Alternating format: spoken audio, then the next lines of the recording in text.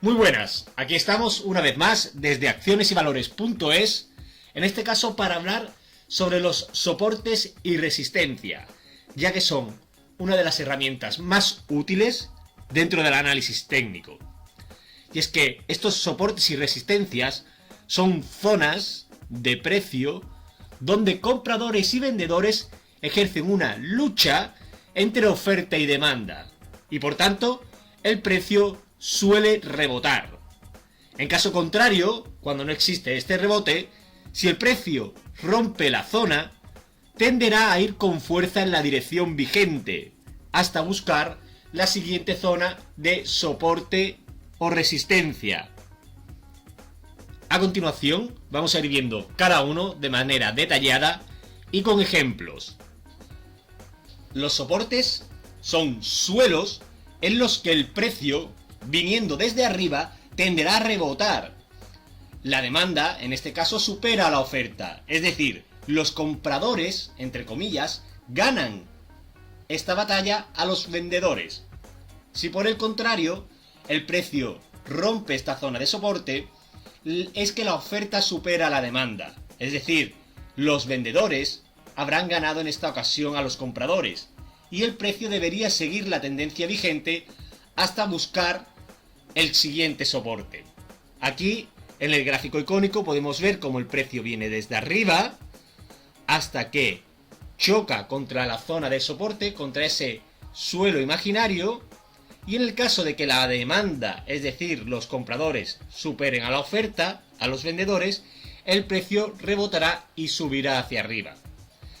Si por el contrario, son los vendedores, es decir, la oferta, los que ganan esta batalla contra los compradores, o lo que es lo mismo, la demanda, será el precio el que siga la tendencia vigente hacia abajo hasta encontrar la siguiente zona de soporte, su siguiente suelo. Aquí, en este caso, en el gráfico real, en este caso del IBEX 35, podemos ver cómo existe una zona de soporte muy relevante a este nivel. Podemos ver cómo el precio viene cayendo hasta que rebota una primera vez. Vuelve a rebotar una segunda vez y en la siguiente vez hay una rotura de esta zona de soporte. Y va a irse a buscar la siguiente zona de soporte, que en el pasado le funcionó bastante bien también.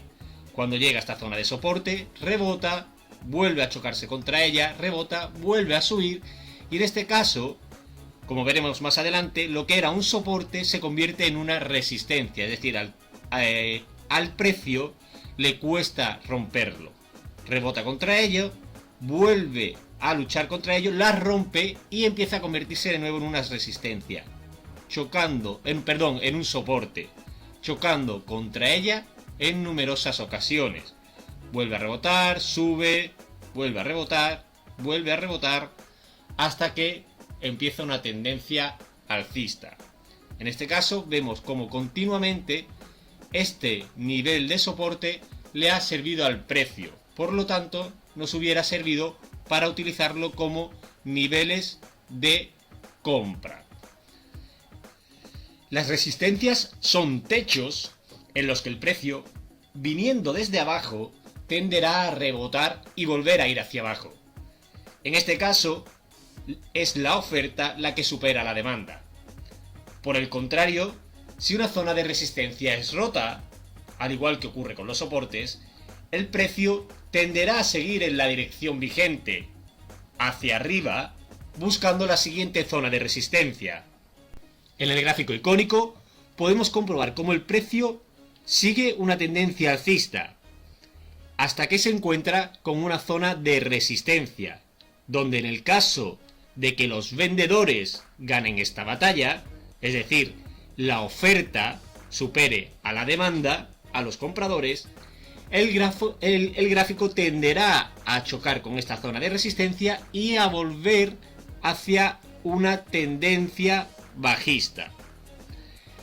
En caso de que sean los compradores los que ganen esta batalla y el gráfico rompa la zona de resistencia, significa que la demanda supera la oferta y que por tanto el gráfico seguirá yendo en la dirección vigente en una tendencia alcista hasta encontrarse con otra zona de resistencia.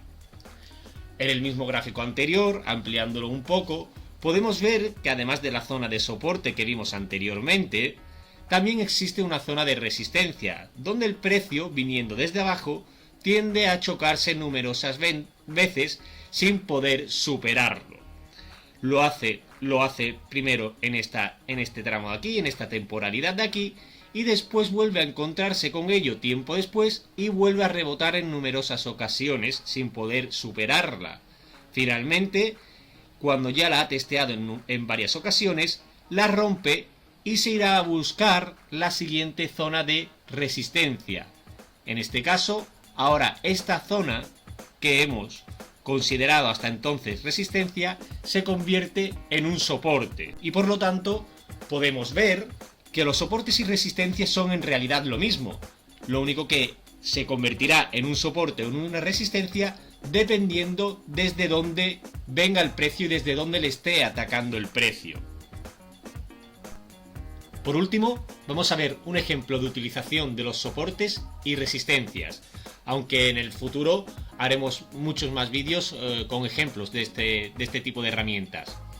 En este caso, podemos observar que no solo tiene que usarse los soportes y resistencias en sí mismos, sino que se puede englobar con otras herramientas del análisis chartista y que de hecho son necesarias. Por ejemplo, aquí vemos una figura de doble techo en el que podemos encontrar una zona de soporte muy relevante en esta zona de aquí y una zona de resistencia donde los dos máximos han ido a parar prácticamente a la misma zona, es decir, ya tenemos una zona de soporte identificada y una zona de resistencia identificada. Podemos ver cómo el gráfico continuamente choca con esta zona de soporte y forma un denominado doble techo dentro del análisis técnico.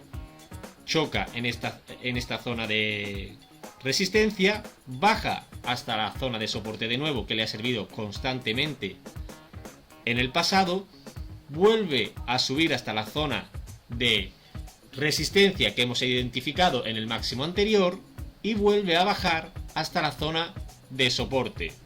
Lo testea en una ocasión, en una segunda ocasión y en este momento la rompe. Vuelve a hacer lo que denominamos un pullback, es decir, un testeo a la zona anterior de soporte que ahora, como hemos dicho, se convierte en resistencia y el gráfico empieza a bajar, a entrar en una tendencia bajista. Como el análisis técnico nos dice que en un doble techo podemos intuir una proyección bajista de la medida entre el techo y el suelo del doble techo, o también denominada esta línea de soporte como línea clavicular, podríamos marcar una zona donde podríamos encontrar un beneficio aproximadamente en esta zona de aquí. Tendría todo el sentido tomar una posición en esta zona y recoger beneficios en esta zona y a lo mejor marcar un stop loss o un límite de pérdida aproximadamente en esta zona de aquí, donde además aquí podríamos identificar una zona de soporte resistencia también pequeñita marcada por estos dos máximos relativos. Y esto sería, por ejemplo, una forma bastante útil de utilizar los soportes y resistencias dentro del análisis técnico. Sin más, espero que os haya gustado y nos vemos en otros vídeos.